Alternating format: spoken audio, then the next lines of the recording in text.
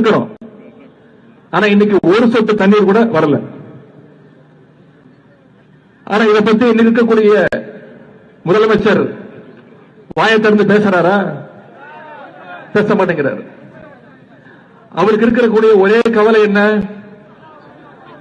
திமுக மேல என்ன பொய் வழக்கு போடலாம், என்ன பொய் கேஸ் போடலாம்.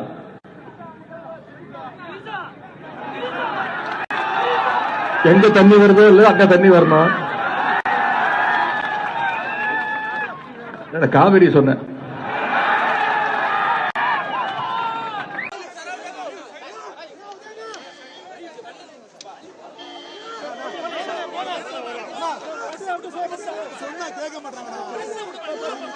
தூரம்